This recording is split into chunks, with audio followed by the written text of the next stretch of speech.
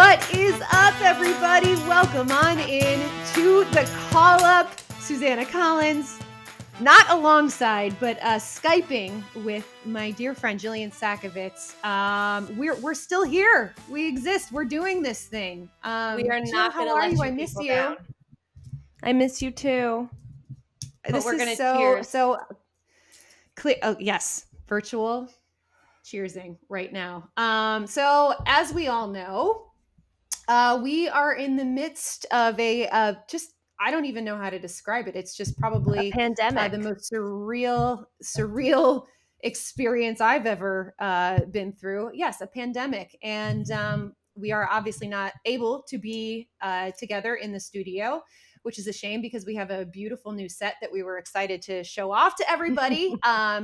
But we are all taking, the proper precautions right now, working from home, and hope everyone else is doing that as well. But that the content doesn't stop. We still have things that we want to talk about and share with y'all. And Jill, look at her, just serving it right up. I mean, the show must go on. Yeah, this is a very scary time for a lot of us. I know, Suze, you and I have just text messaged back and forth about our own fears and neuroses and paranoias, and everything's changing by the hour. So we are taping this around 4 Eastern time on Monday. So should anything we say be a little outdated, bear with us. But things are a little scary right now, and MLS and all other sports are not happening. And when we got the news that MLS was going to take a 30-day hiatus, that felt like the biggest deal in the world, right? And that was only 4 or 5 days ago. And since then, things have just become so much more serious and so much more dire. So hopefully this is as therapeutic for all of you listening as it is for us, for Suze and I, to have a reason to put normal shirts on, to put a little makeup on. I was just going to say, no jeans.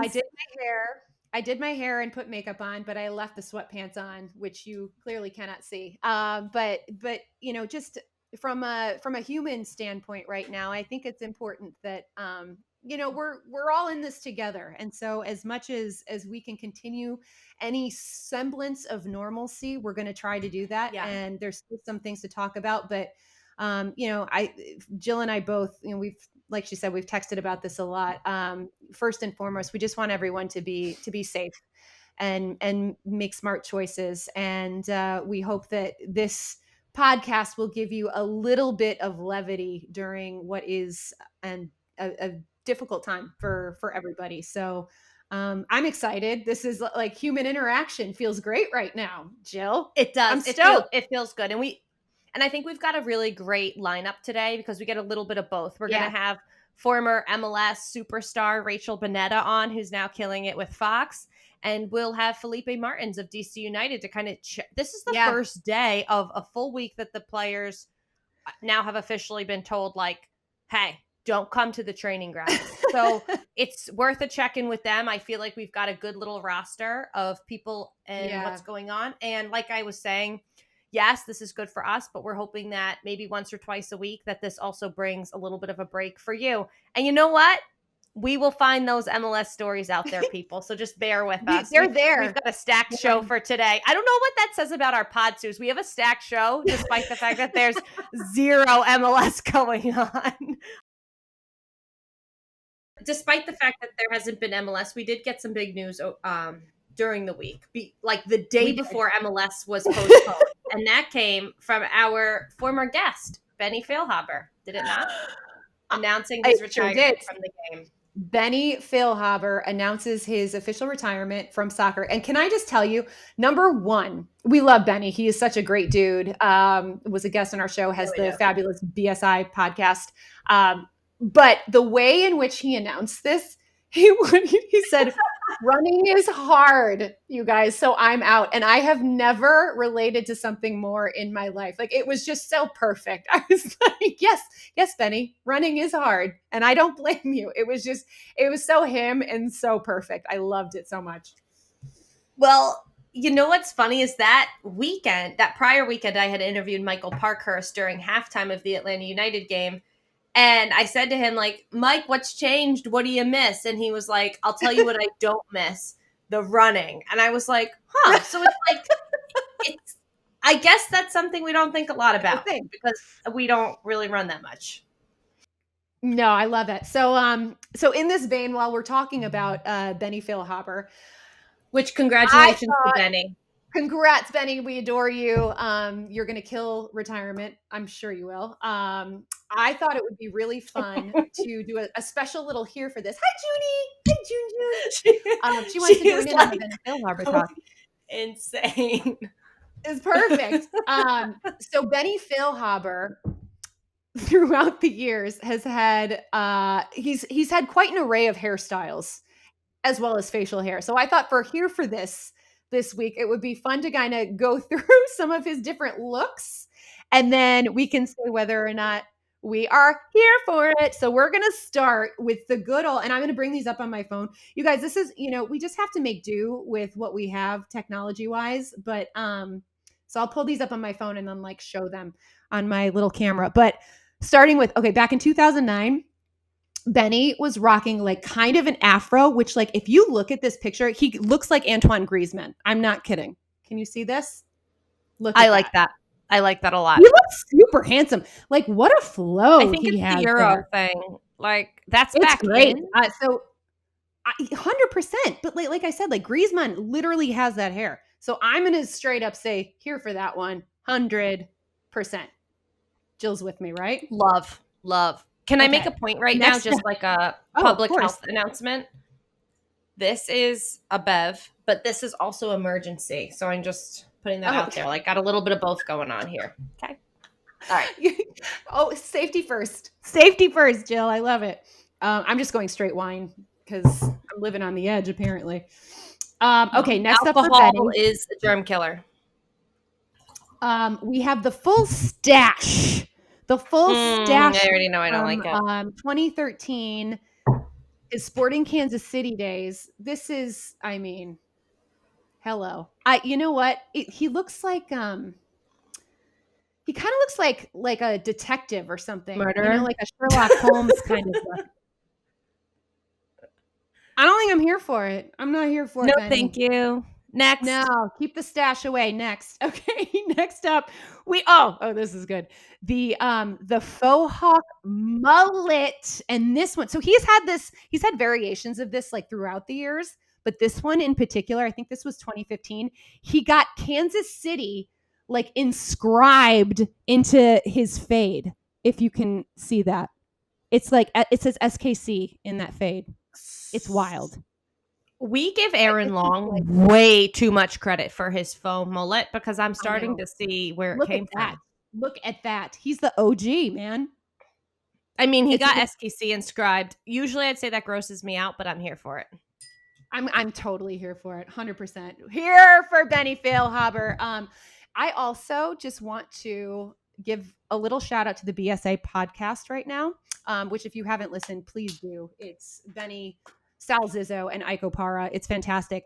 But they messaged me today on Instagram and saw that we were going to be doing this pod and literally was like, hey, if you guys are looking for like a really good like audio platform to record, we recommend, it's called Zencaster. And like they were totally had our backs, like completely looking out for us, which I thought was just such a class move and really kind and sweet and warmed my heart during this, weird time. So that was really cool. So we love you guys. We're all in this together. Are we here for my own idea that NYCFC should start a band?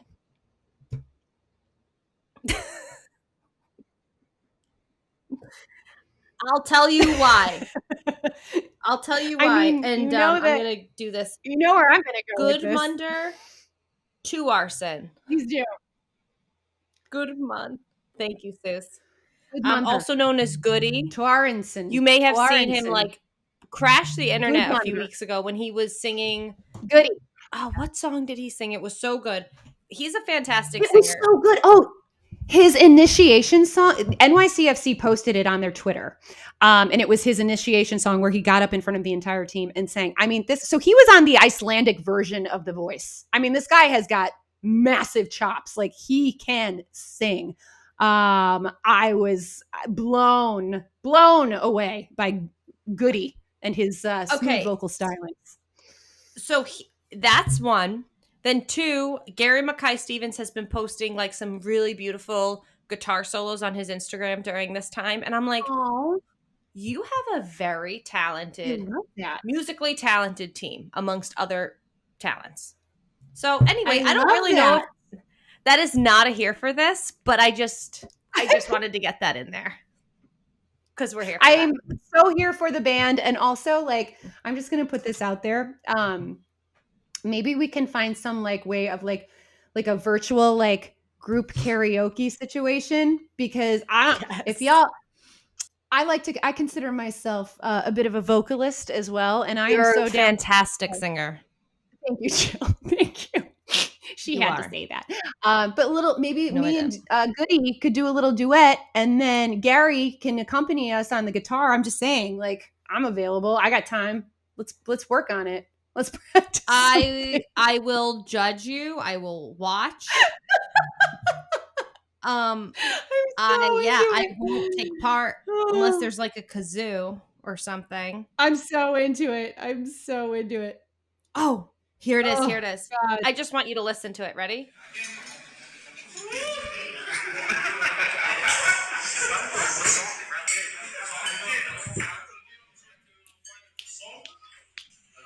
It's coming. It's coming. Oh, he gets everyone snapping first. I'll snap.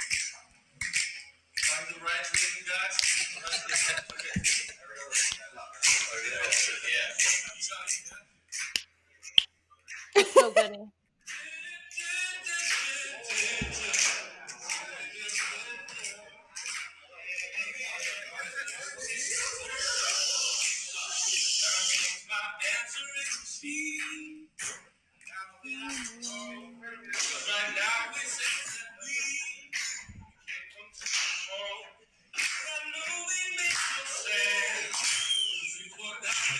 Are you kidding me? It like makes you want to listen to that song forever, doesn't it? It's so good. It's so good. He's amazing. He has 2 new He's literally fans. amazing.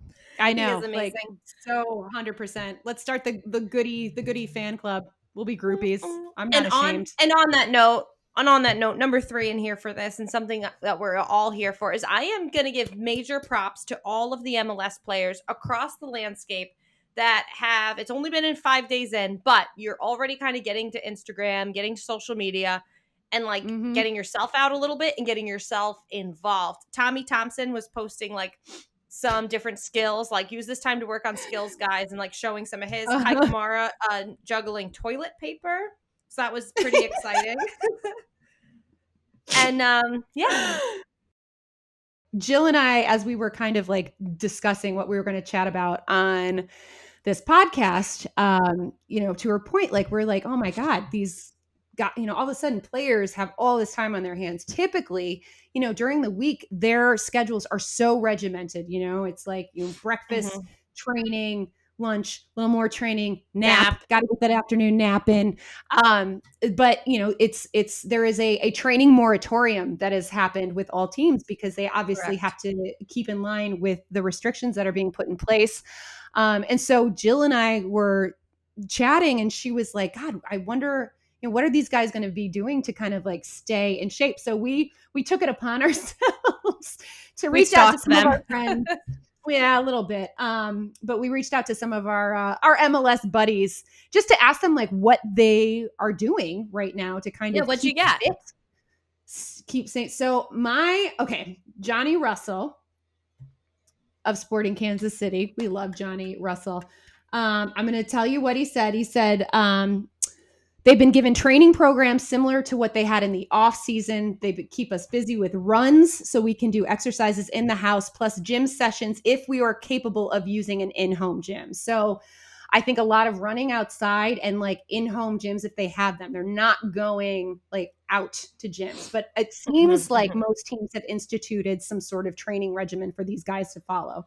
Can I just read you Drew Moore's response to this? Yes, please. Because this is my favorite thing ever. I adore Drew Moore so much. The veteran that Drew Moore is.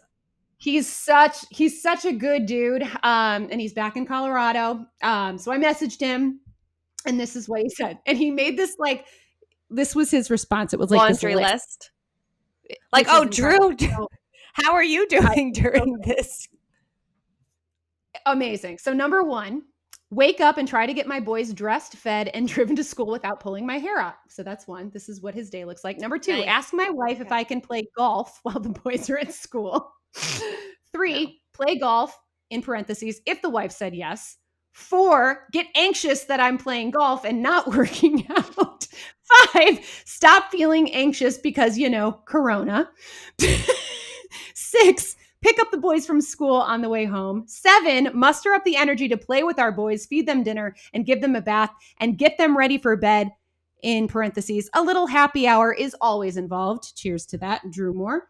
8, get anxious again after we put the boys down that I haven't worked out. 9, do 10 push-ups and 20 sit-ups just in case I beat Corona and I need to be fit. 10, get in bed, turn on sports, but there's none on because, well, we all know why. So I go to sleep at 8:30 p.m. Could be worse. Could be worse, Drew Moore. I mean, just unbelievable. Unbelievable. He's keeping it so real. So nice of him to give us that much time. Yes. I know. You know what? These guys have time. Kind of like us right now. For the first time ever, they will have time for Skype interviews. Darn it. I know, exactly. So who did you get? Tyler Miller kind of echoed similar sentiments to Johnny Russell. Like, the team told him, like, stay fit. You guys know what to do. And they're kind of all working on that on their own out in Minnesota. AJ De La Garza with Miami says, we literally just got workout plans for every separate position, 4 days of endurance, 2 days of strength training with agility, Sundays off. Because they are in Miami. They got to get, get to the beach or something like exactly. that. I just really want to give a shout out because I think we started the beginning of the show, Suze, with like, oh my gosh, on Thursday when we got all this terrible news, we were like, oh, no sports for 30 days, whatever it was. And it's become so much bigger than that. But I've been loving seeing the notes of like guys like Kevin Love, Zion Williamson, all donating money because, like, listen, these stadium workers and people, they show up all the time for the games to make sure that you can still come to the games, get your popcorn. And, so many more livelihoods are affected now. But the little Arthur Blank, really making sure that his hourly employees are taken care of. It's been nice to see, and I am excited to see more MLS owners step up to the plate because you have to take care of your people now who take care of you year round so that when we all do get back to normal, people still have roofs over their head and food on their table. Okay, and now we welcome in our first AT&T call to the field during this pandemic, Rachel Bonnetta, host of Lock It Up on Fox, and her brand new podcast, Hall of Shame. We give you cheers across the country. Thank you so much for joining us. How are you, my friend? I'm doing great. Thank you so much for having me on your podcast. I feel bad that it has to be under these circumstances because we've had this planned for a while and things have come up and all of these things happening, but I'm happy to spend this time of terrifying circumstances with you two. Right? Yes. It's just like put a little positivity out there.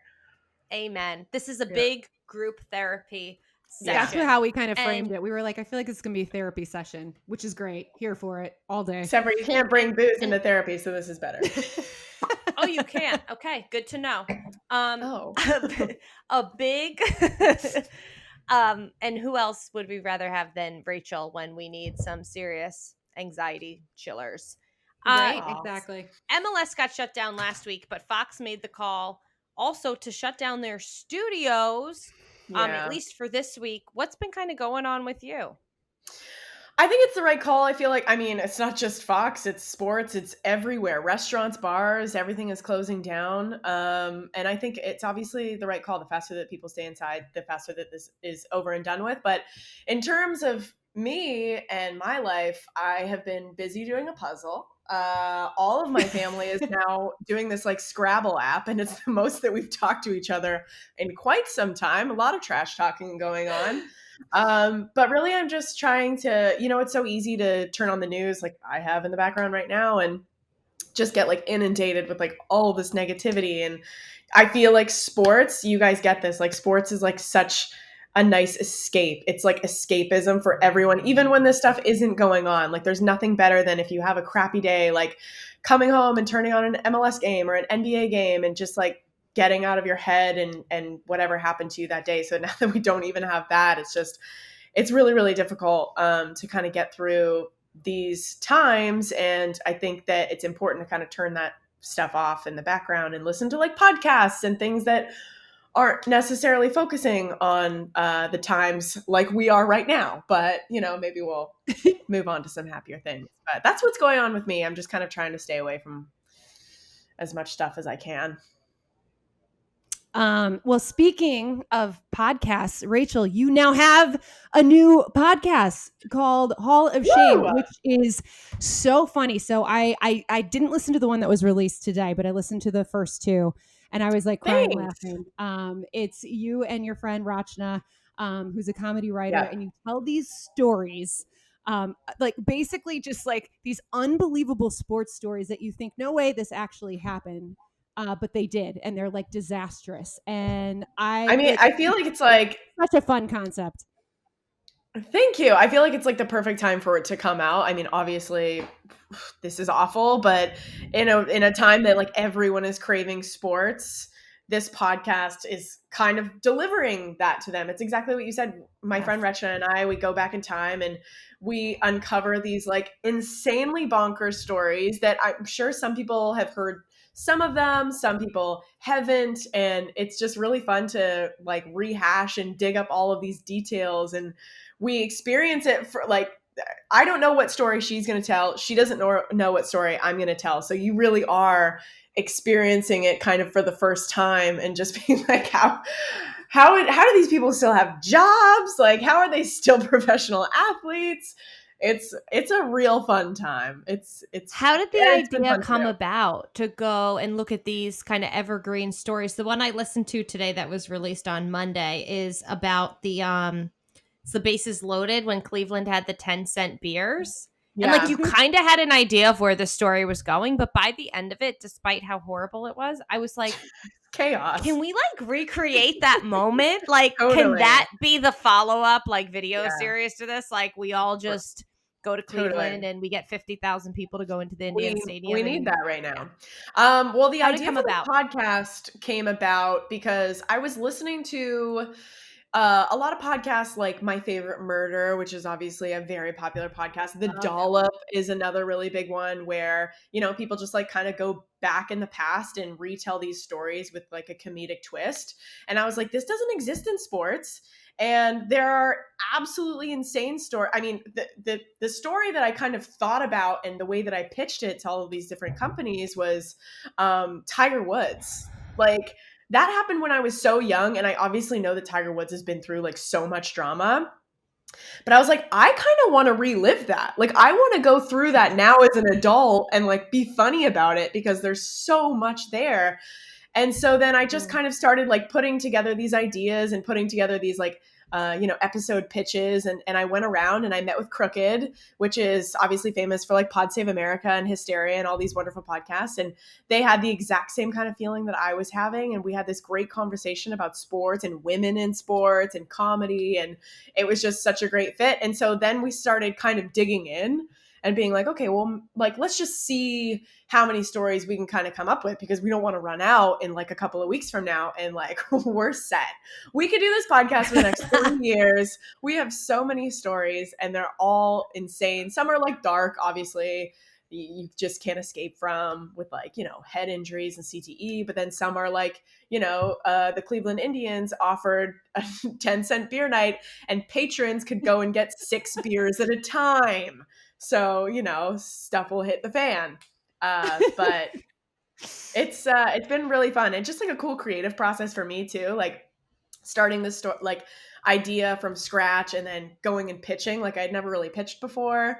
And then having somebody be like, hey, I really like that idea. I want to believe in you. And I want to put, some effort behind this idea. And that's what Crooked did. So I just feel really like it's awesome to, like, you guys know, like, starting your own project and watching it grow. Love Congratulations. that. Yeah, that is so Yeah, awesome. It's such a thanks. it like I said, it's so fun. I was listening to the Rosie Ruiz one, Oh, love which her. I literally like you describing the sweat stain, number one, that's just it's just like killed me. But as someone like I'm gonna humble brag for a second. I've completed 3 marathons, and Whoa, I will wow. tell you I looked like Right? hell I at the end of Oh my these, and so, gosh. like, the fact that this woman was just like, "Oh, no, it's totally fine. I totally ran the marathon." Like, I was Yeah, dying, but you like, it's yeah. just I love, Rachel, you're so good at injecting your personality and humor, and you and Rachna clearly have such a great rapport. Like, how do you guys kind of find the balance? Because Jill and I are friends, and we've obviously, like, been working together for a while to establish this rapport. How did you know it was gonna work with Rachna? Well, you know what I really love about Reshna, she's so funny. She's a comedy writer. She wrote on Parks and Rec and Fresh Off the Boat, and she's just a boss and she's a mom. And as much as we have in common, like, we lead 2 very different lives, and I really loved that. And I felt like it could lead to a lot of interesting conversations. And we went through, when I tell you we had auditions, like, we went through auditions because we really wanted to find somebody that was, like, knowledgeable about sports, liked sports, and was funny. And I really wanted a woman, and so did Crooked, obviously. And she just, like, oh my god, she came in, she lit up the room, she was so fun. And we just had that chemistry. You can't fake it. No. Yeah. You really just got to find that person that you, like, want to spend all this time with, and that I'm going to be, like, excited to talk to. And she's so good. She had never done a podcast before, and she kills it. And I'm just so stoked that we, got lucky enough to get matched up with her. She's awesome. Perfect partner. So cool. Your podcast focus is on crazy stories, and Lord knows, especially in the days of MLS, like, there are some crazy stories. Like, when you look back at your year with the league and you got to do so much, like, it was another year that the women won the World Cup aside from MLS, like, is there Yeah. kind of like one experience? There's obviously so many pinch me moments, but is there one like hilarious moment that just sticks out to you and you're like, yeah, that just happened? Like, is there an Hilarious. MLS story?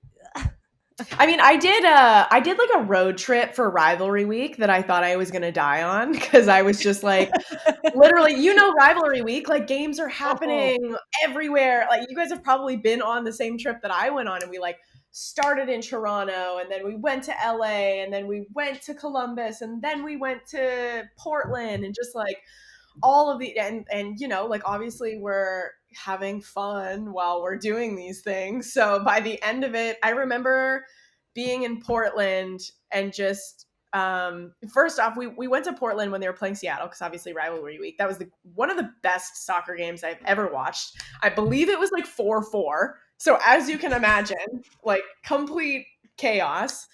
And I remember having, what's that coffee that's really famous in Stumptown? I remember having, Yes. like, a cold yep. brew Stumptown and talking to my producer, being like, I'm having heart palpitations.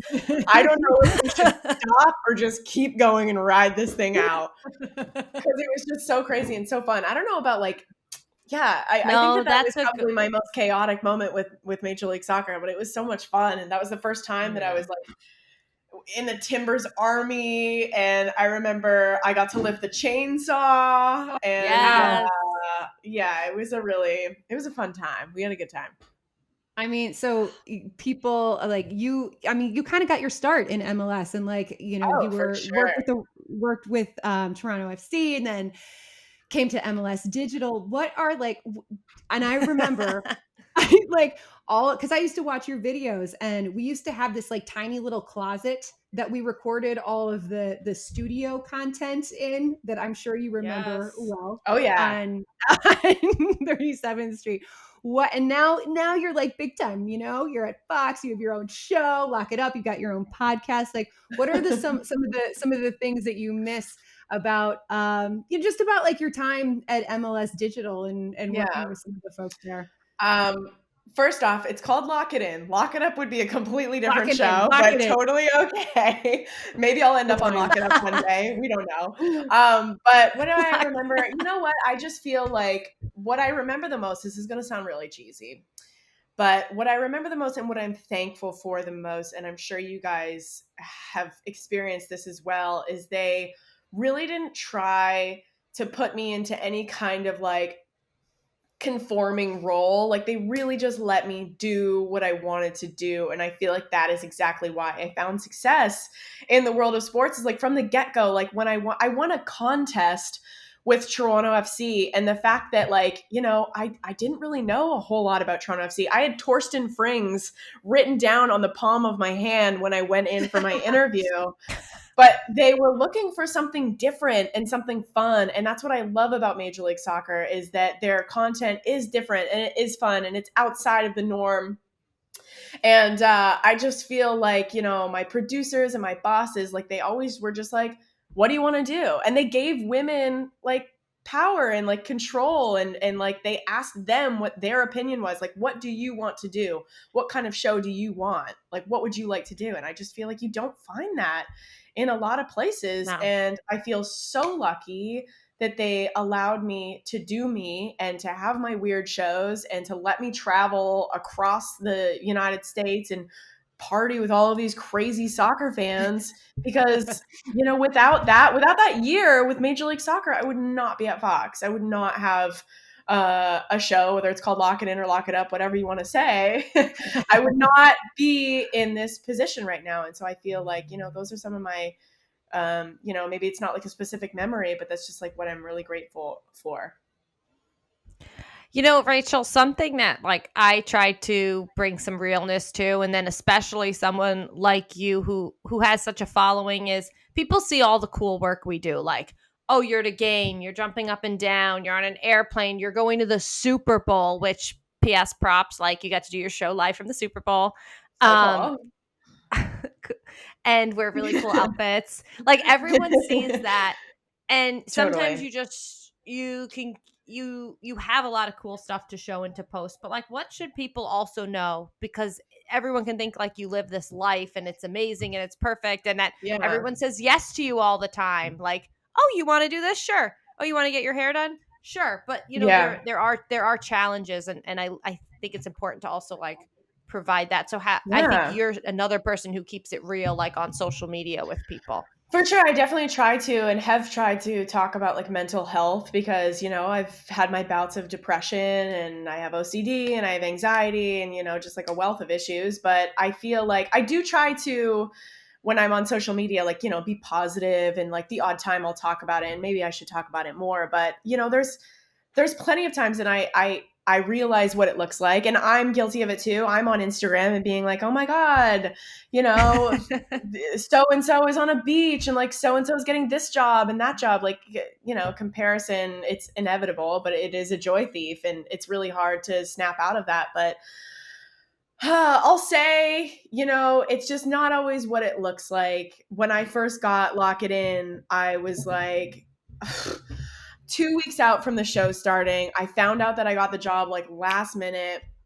I basically bunkered down and like cried every day, because sports gambling was like so new to me. And like when you look at sports gambling and like the language and the verbiage that you have to use and the pluses and the minuses and the favorites and the underdogs, it's like I have to learn a new language in 2 weeks, and I can't do this, and I'm going to get fired, and I'm going to lose my job, and people are going to think I suck. And not only that, I'm doing live television for the first time. I've never done that before, and I have to do it in like such a crazy way, and everything is so foreign and new to me. And I just, you know, that's what people don't see. They like, I get to go to the Super Bowl, but you know, I'm also, maybe I said something wrong, maybe I said the wrong name, and as a woman, I don't want to keep on playing this card, but you know, you have to be right, you have to be perfect, or at least there's like a pressure of feeling perfect, because if somebody's going to call you on your they're going to do it so quickly. They're going to say, oh, that guy's not on that team. Or like, you said his name wrong. Or, oh my God, this girl doesn't know anything about sports gambling. Like, I get that a ton, and it's a lot of pressure. And so, that's what's going on behind the scenes. It was awesome to be at the Super Bowl, but I also knew that there was tons of people watching me. And then Kobe Bryant died. And it was like, I'm so used to being like fun and funny. And now I have to like address the camera and talk to people when the nation is like going through something that's like so traumatic and so heartbreaking. And it's just, I feel so lucky that I get to do what I get to do every single day. And like, don't get me wrong, but it's a lot of work and it's a lot of pressure. And that's what you're not seeing behind the scenes, like panic attacks and anxiety and like going live when you're not having a good day. Like, I still have to be like, hey everybody, welcome to Lock It In, and be like super fun, because you also don't know like who's tuning into your show to escape. And I think that that's been like, something that I keep on trying to remind myself. I feel so privileged and so lucky that I get to do a live show every single day. And so I really just kind of try to keep that in the back of my mind. But, behind the scenes is chaos. Like, no one should be, confused about that. But yeah. Oh, 100%. Jill and I talk about that all the time. And to your point about just like, as a woman, you feel like you have to like overly prepare for everything in case somebody calls you out. And, it's just, there is a lot of stress and anxiety that goes along with that. But Rachel, one of the things I love about you is that you do keep it very real, like you seem to be your complete authentic self. When you're on camera, when you're on social media, when we interact just in real life.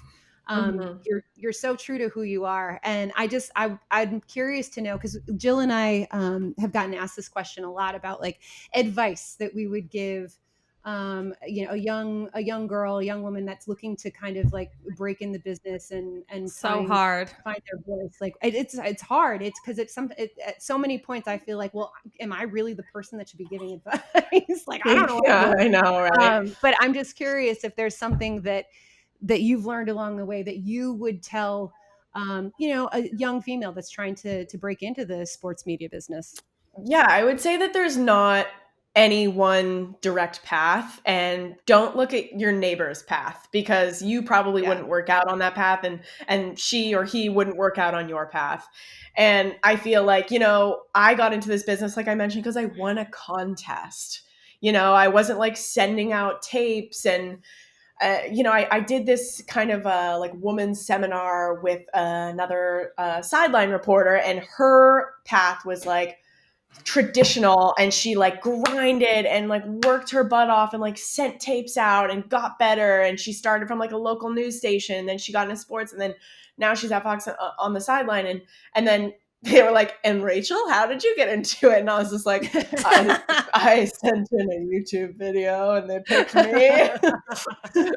But it's like, don't get discouraged either way, because I feel like if you are authentic and you are true to yourself, and whether you're goofy or you're really smart and you want to be opinionated, or you just like want to have fun and, just be like funny, there's a place for all of us. And I feel like sports networks are starting to realize that there isn't just one role for women. It's not just like on the sideline or behind the desk teeing men up. I think that they are starting to like branch out and like hire different kinds of people. I'm a perfect example, And so I feel like, don't get discouraged because you might not be working at like a news network right now, or like you might not have a reel that's like, black and white, what the sports industry usually looks like.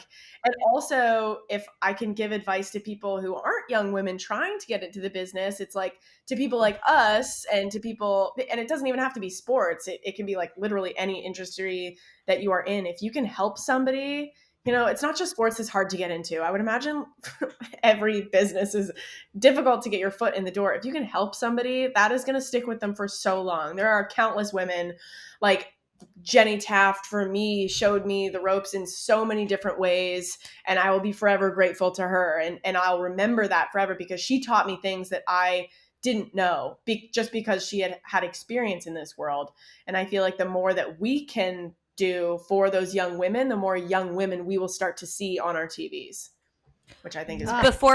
Before we let you go, I have Preach. 2 questions for you. Like, what is one of the things Jenny Taft that like sounds so simple, but Jenny Taft was like, Rachel, you're doing this wrong. You got to do it like this, or Yeah, whatever it I was. think because Jenny and I are so different. Like she's so smart and she knows so much about like college football. You She are is smart. Yes, Rachel. organized.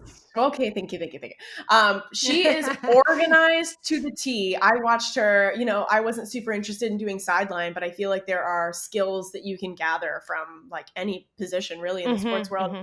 And I watched her do sideline, and the amount of notes this girl had. I mean, Jill, you probably know she had like names and post-its, and just collected all of this information so that if she's on the sideline and somebody's just like, oh, XYZ just got hurt. Do you have anything on them? And boom, flips to that guy and it's like, oh, that guy was just out with an ACL tear 2 years ago, and now it's back. Like just having that information is just I ask because I'm always trying to learn. I'm like, what is Jenny there do? you go. Totally. You should totally follow Jenny. But yeah, I just feel like being over prepared because, you know, the sad truth is we are going to be the first people to be judged. As soon as they hear a female voice, they're like, okay, let me listen extra closely to see if I can hear them screw up. And so as crappy as it is, we need to like, you know, make sure we're on our stuff and know our stuff. And it starts with prep. All right, so time now for another AT&T call to the field, and for that, we're going out to DC and catching up with our good friend Felipe, who is Hi joining guys, us via Skype. Hi, Felipe. So you have a little bit more time on your hands than you normally would, huh? I have a bunch of time, guys. We can keep going this video call and let's keep talking. You're the first player to ever want their interview to be longer. Yeah, that would be a good Literally thing. So unprecedented. we can talk about anything, guys. Let's just stay here. Oh, we're so happy to have you. But obviously not under these circumstances. It's just, I mean, it's crazy. We know that the MLS season has been suspended for at least the next 30 days. There is a training moratorium going on.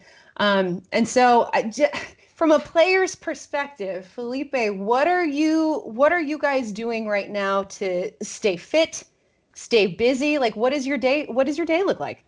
First of all, I'm trying to stay home as much as possible. Kids is home, my family is home, so I'm training 2 times a day to try to keep fit. You know, I have an extra room that become my gym. I've been running in the back of my house. You know, I open the garage and I'm doing some exercise and keep it fit, but at the same time keep it safe and trying to stay away from the massive population, from try to stay away from other people. And it's just, you know, for me and my family. I have my mother-in-law here. She's 65. I know that is very very dangerous for, you know, older people. So yes, it's difficult time. It's different, but I'm trying to adapt, and I'm sure we're gonna get through this. We'll talk your DC United season cut short and your teammates soon. But you mentioned your mother-in-law. Your wife Nicole is from Italy. What is going? First off, our love and our thoughts are with her and her family, because I think they are experiencing what so many of us are afraid of what could be experiencing here in the United States in just a couple of weeks. But what is going? Where in Italy is she from, and what is going on with her and her family? And is everybody okay? She's from first of all, thank you. And she's from Veneto, is the north. Padova is the name of the city, but is on the north where the was like one of the worst parts that happened. This where it spread the virus, and you know, everyone is locked down. Everyone it's home.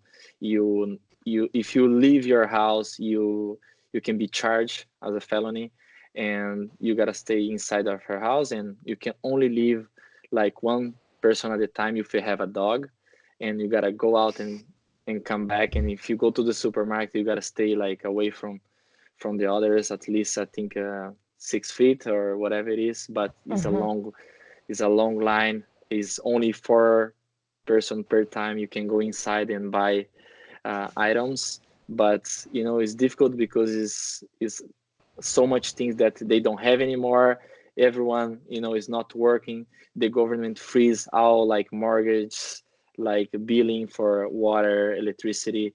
It's very difficult time for all of them. But as I said, I think after this, the world gonna change a little bit. Uh, I want to be positive that everyone gonna be a better person and appreciate the little things more. Yes, absolutely. I know you are the father of two young boys, but Noah is probably old enough to kind of know that something's going on. How have you kind of described this situation to your kids? Yes, we had to talk a lot, and we keep talking because he keeps saying, when this coronavirus gonna come and go away, like when is it coming? I gonna get it? What gonna happen? He's worrying when he gonna keep playing soccer, when he can keep his season with soccer, and it's been difficult. But you gotta talk through it, and we gotta make them understand, how wash and just we need to stay home and to be safe. Let's talk a little bit about your team this year, DC United. Like everybody, you get those 2 games in. Like, what was this team feeling before all of a sudden everything got stopped? Like, how was this team feeling? And then what was the messaging? Who talked to you guys? How did the process go of them telling you, hey, you know what? Don't come to the training grounds? Was in a way was amazing because we are preparing to go to Cincinnati. We are excited. We come from a win, and then you're going to Cincinnati. I was excited because I scored last year, so I said, "Oh, I'm gonna score again." And then all the sudden, get to training, and Ben also and the coach call everyone and explain the situation and said, "Guys, we don't have much update. We just not needs to be safe. We all need to take this very serious." But he had talked with us like a couple days before about the situation, like how serious we had to take this, and everyone wasn't shake hands anymore. Everyone was keeping, kind of as much as possible away from each other. But they explained, they said, go home, be safe, stay away from the gyms, like the public gyms, from stay home and wait for guideline from us and from MLS. And for now, we just receiving message from the MLSPA, from the team organization, and we follow all the rules because this is very serious, and everyone should take this very serious because it's gonna come to a point that people gonna start to really freak out, and everyone gonna realize that is a very bad situation. Felipe, are you keeping in touch with your teammates right now? Have you hopped on FaceTime with the guys? Like, what are the conversations like? Yeah, we have a WhatsApp group, and like we kind of asking sometimes, hey guys, anyone have any updates? Russell Canoes, that is our MLSPA guy, and hey, what's up? You have any news? No, we don't have. It's just skip, and then like funny videos of maybe a little girl, like they say after 3 days of quarantine, there's a little girl playing with a little arm, like, and then she pop on her own head, then she just go. It's just funny stuff that to keep us busy, you know. Who is the guy in the DC United locker room that really keeps it light and keeps moments like this funny? Let's think about it. I think I feel like who I'm I feel like looking it at would him, be maybe. you. no, no, no, no, I no. was gonna say it's Felipe. I might be there, but no. It's Sightsee. He's pretty funny. He sends Oh, videos. he's I know, the maybe ledge. because he has 5 kids. He has 5 kids, and he has a lot of time to spare. So he keeps sending video on the WhatsApp group. But no, we all take it very serious. But we just hope that soon we find a solution for us to go back training safe, and everyone can be safe, but at the same time can work out, train, and we look forward to whenever it happens to come back to play. Amen. Felipe, before we let you go, We're harking back a couple seasons, but I had the absolute pleasure of going jet skiing with Felipe in the Hudson River, which was to this date probably my all-time favorite shoot I have ever been on. It was so much fun, even though he dunked me in the Hudson River, which is fine. I forgive you. Are you but really I'm surprised? I know exactly. I still But have that gift. oh, it's so Still? good. It's so good. But have you found, I know you're in a new city in DC. I'm just wondering, I know there's some water around there. I'm just curious, like obviously not now, but when you moved, did you find I some places to jet I ski? I know it's your thing. yes, I'm waiting for you here. I think the DC Sign waters me is up. a little bit cleaner than the Hudson. Is but I found Not a hard. place and we can go on jet ski. You invited, okay? Oh, hey, Oh my when all gosh. this is over, I think like me and Jill and Felipe, we'll take your boys, we'll get Nicole out there, we'll all go jet skiing. How does Yes. that sound? A Jill and Susie, celebration. you guys are invited, and I'm waiting for you this summer. You guys come and you guys gonna have fun on the waters Here of the for sea. that. Felipe, Here I know for we're talking under not the best circumstances, but is there anything like that you want to talk about that like we haven't asked you or that journalists never ask you about? Like now is your moment. yeah, this is your Like what chance. should we know? Yes, I have the question. Is Okay. anyone there that likes me? Because everyone seems just to hate me. Felipe, We I have gone love on record. you. No, Well, no, okay, so here's literally. the thing. Like, but you have this That's so reputation sad. of being an instigator, you know? Like Yes. you're the guy that likes And I to like am. And I it's am. I and I you get are. it. You Yes. Proudly. embrace that role. But off the pitch, like you are one of the nicest dudes I have Yes. ever met in my life. And so when I tell people how much I like you, they're always like, "Really?" Like, I'm like, "No, he's like such a good guy. He's like a Yes. really awesome human being." But it's your reputation, man. You're so Yes, feisty out there. Yeah, Can I make sometimes, a people. point Yes, go ahead. in your favor, Felipe, that all Yeah. the people, the pundits or whatever that talk, they haven't really met you. So Susannah and I have actually met you and spent time with you. And who did we call first that we just wanted to talk to? So I think that kind of speaks volumes for you. No, thank you. I really appreciate, guys. But yeah, that was really my question. Is there anybody there that likes me, around around the US? Well, we like you, and we know that the fans like you because they're gonna want to hear this too. And you know what's something that stuck with me, Felipe, that I always remember about you when we were chatting is you told me how you are so into psychology books. Like you Yes. use that to like, can you just tell us a little bit about that? Because I'm not trying to like blow all your secrets here, but I think it's kind of interesting. I think, psychology speaks to itself when you get a little bit deep on your own brain, like it's how you trigger certain things in your brain. You know what I mean? Like an action causes a reaction, but how you make these guys react the way you want. You know what I mean? So this is just you gotta learn about others or watching. I watch every single game. I know who likes some certain of things, who don't like. The temper of each player. It's just it thinks that sometimes works and sometimes like the nice thing is about when I'm on the field, everyone think that I'm crazy and I'm going and I'm excited, and I'm mad, but at the same time I'm under control. I control myself. I know that in 9 years I only had one red card.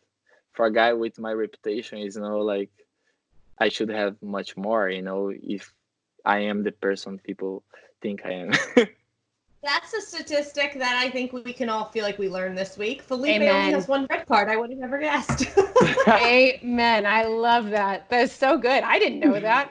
I would have thought like 4, maybe. I don't know. Just throwing I it have out there. I have 42 yellow cards, but not red cards.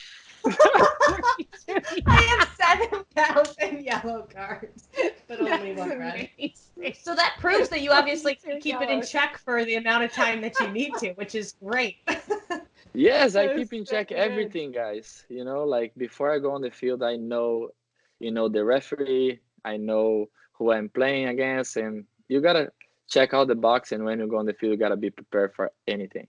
Felipe is prepared, y'all. Like I love this. We're learning All right. more and more about Felipe. So, Felipe, when we usually end this podcast, we talk about all the things that we have going on in the next few days or over the weekend. Like, I'm going to Atlanta, Susannah's going to LA, whatever. But truth is, we all have nothing I'm going going downstairs, guys. I'm going downstairs with my Yes! family. on. Okay, We're gonna great. do We want to we're gonna do a cake. We're gonna do a cake. We're gonna do I don't know, maybe a barbecue outside. Oh, sounds great. love it. But All right. maintaining Well, thanks social for coming distance. on. Yes. So Thank let's you, finish Felipe. like this. You guys are Okay. invited for this summer to come to jet skiing here, and then we do a barbecue in my house with the kids and everyone, and you guys gonna have fun. I'm You're in. giving me something to look forward to, Felipe. Thank you. That's good. This is That's amazing. good. Always about Felipe, motivation.